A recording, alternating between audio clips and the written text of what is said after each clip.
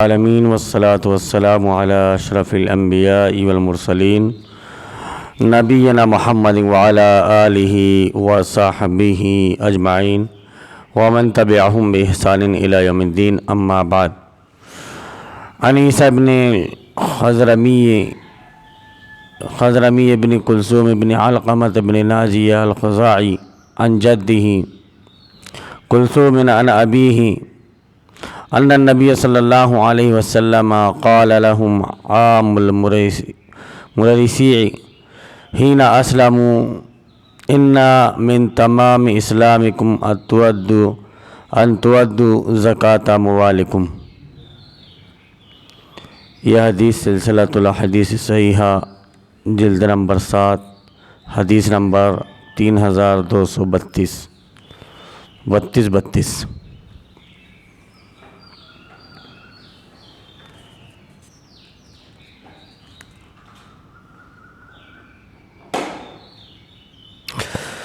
عیسیٰ بن خضرمی بن کلثوم بن علقمہ بن ناجیہ خزاعی اپنے دادا کلثوم سے وہ اپنے باپ سے روایت کرتے ہیں کہ نبی کریم صلی اللہ علیہ وسلم نے انہیں جب وہ مسلمان ہوئے تھے غزوہ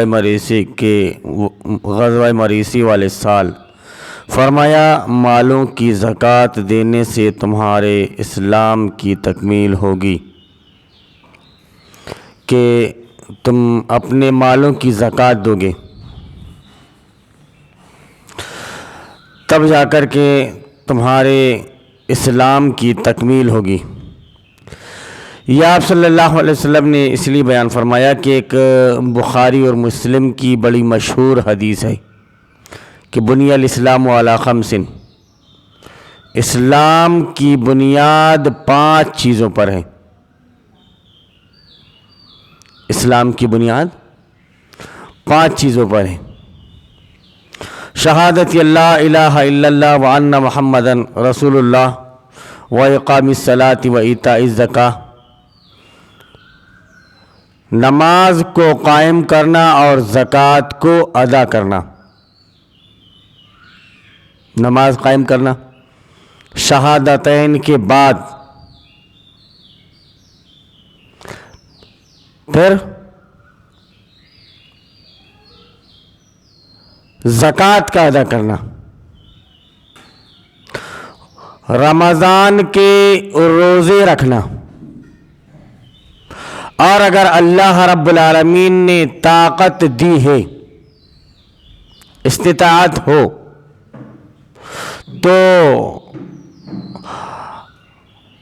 بیت اللہ کا حج کرنا۔ یہ اسلام کی 5 بنیادیں ہیں۔ جو حدیث میں نے آپ کے سامنے پیش کی، نبی کریم صلی اللہ علیہ وسلم نے ان سے جب وہ غزوہ بنی مریسی کے بعد اسلام قبول کیے تھے تو آپ صلی اللہ علیہ وسلم نے ان سے کہا تھا کہ تم اپنے مالوں کی زکوٰۃ ادا کرو گے تو تمہارا اسلام مکمل ہوگا، تمہارا اسلام مکمل ہوگا۔ زکوٰۃ کے سلسلے میں اللہ رب العالمین بیان فرماتا ہے کہ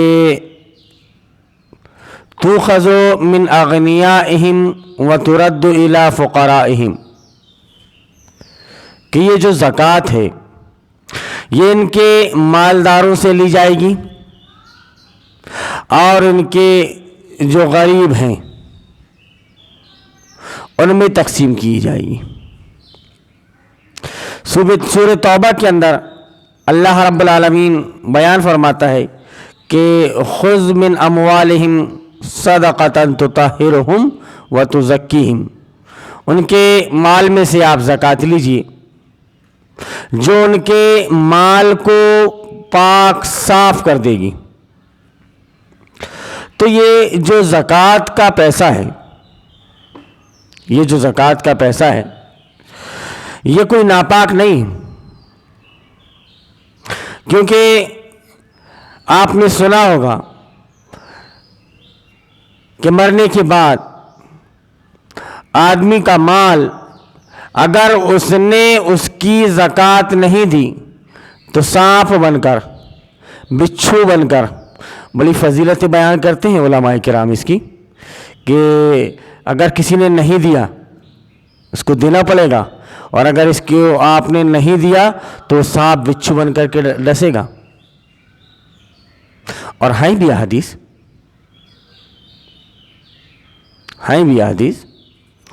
کہ آپ کو اپنے مال کی زکوٰۃ دینی ہے۔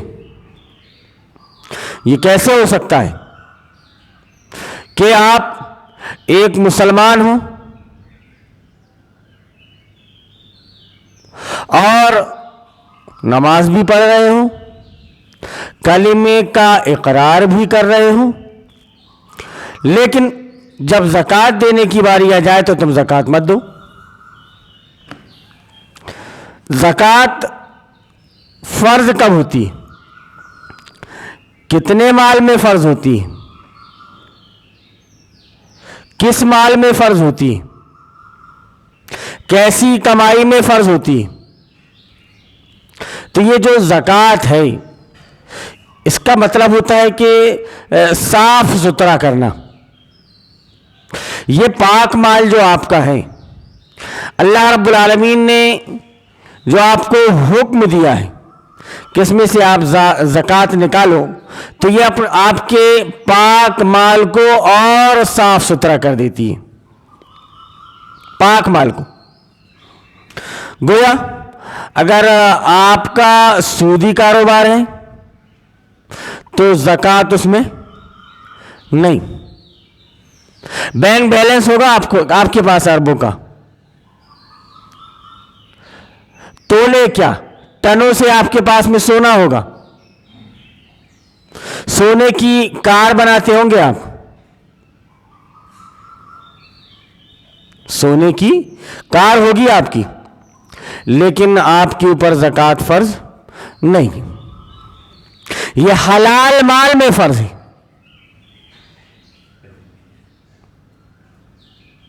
اور ظاہر سی بات ہے کہ آپ نے اگر حرام کام کا ارتکاب کیا، حرام طریقے سے مال کمایا، تو پھر آپ کا صرف کلمہ پڑھ لینا کافی نہیں ہوگا۔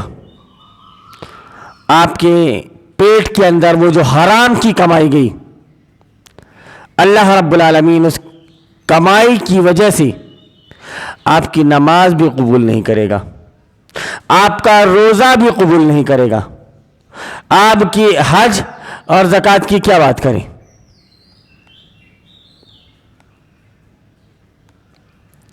اللہ کے نبی جناب محمد رسول اللہ صلی اللہ علیہ وسلم بیان فرماتے ہیں کہ ایک آدمی بالوں سے اٹا ہوا، گرد اس کی بالوں میں بری طرح سے اٹی ہوئی ہے، کپڑے تار تار ہو رہے ہیں، لمبا سفر کر کے آتا ہے اور بڑے خلوص کے ساتھ اپنا ہاتھ اٹھاتا ہے اور دعا کرتا ہے کہ اے رب، اے رب، اے میرے رب، اے میرے رب، اے میرے رب۔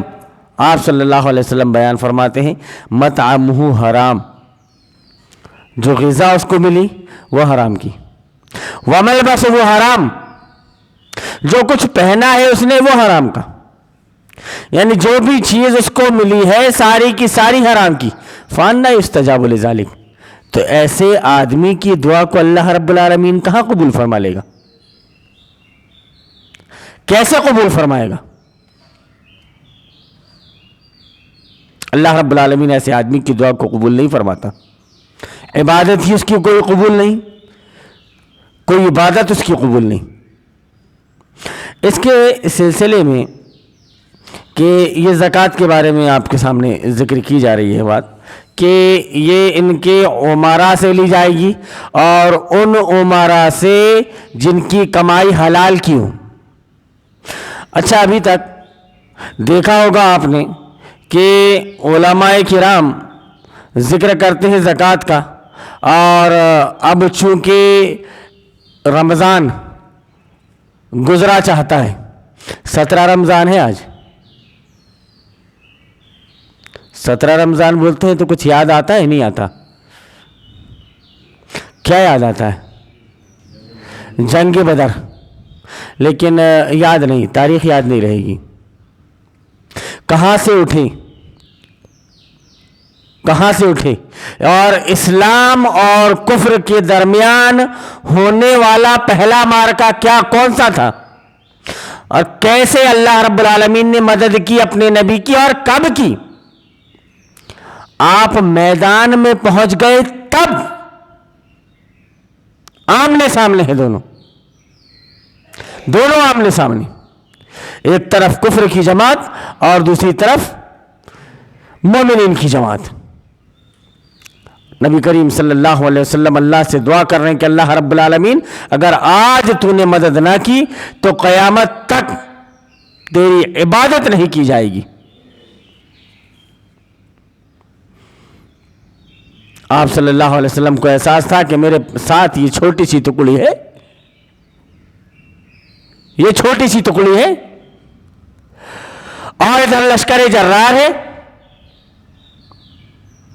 دونوں کا آپس میں مقابلہ کیا،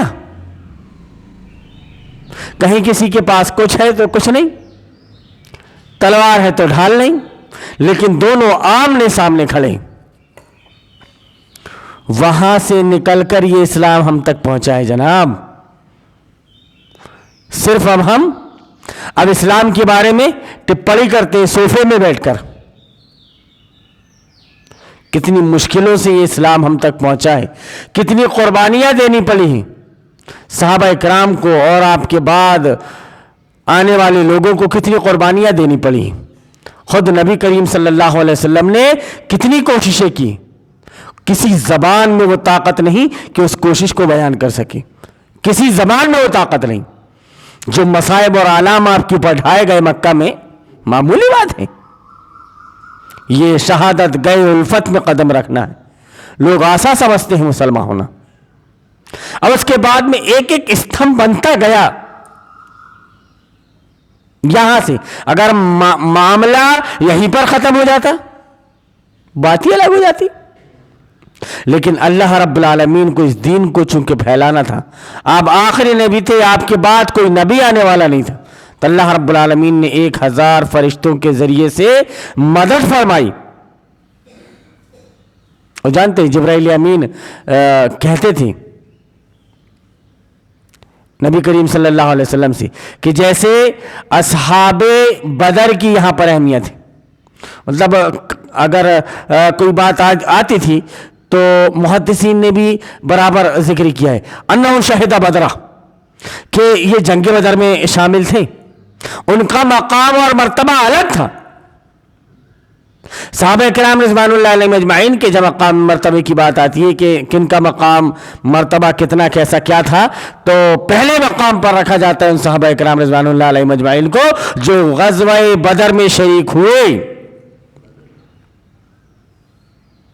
اور جبرائیل امین بھی کہتے ہیں کہ آسمان میں اتنے فرشتے ہیں، لیکن جو فرشتے غزوہ بدر میں شامل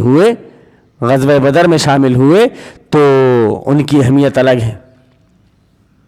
ایک صحابی بیان کرتے ہیں، تھوڑی سی بات ذکر کر کے میں زکوٰۃ کی طرف آؤں، چونکہ 17 رمضان کا ذکر آ جائے اور تھوڑی سی بات نہ آئے.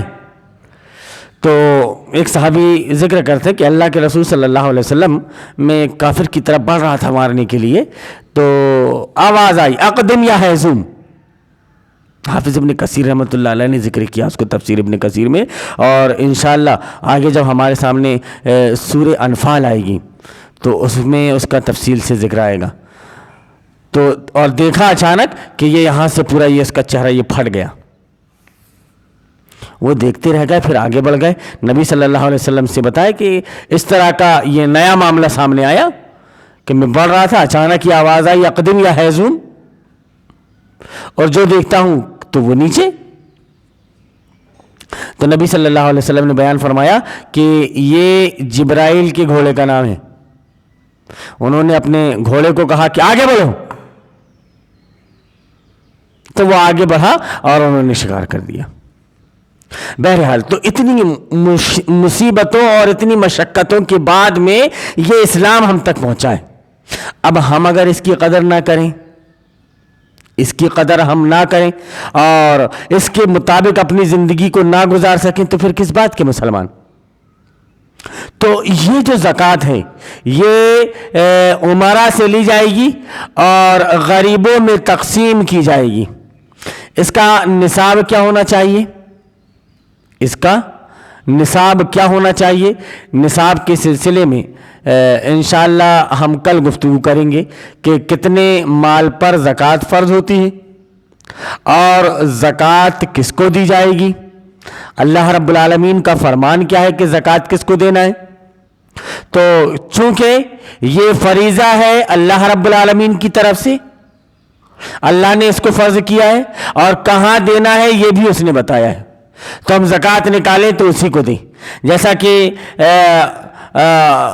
اللہ رب العالمین کا جو ایک فرمان ہے کہ تؤخذ من اغنیائہم وترد الی فقرائہم، کہ ان کے اغنیاء سے لی جائے گی اور ان کے فقراء میں تقسیم کی جائے گی۔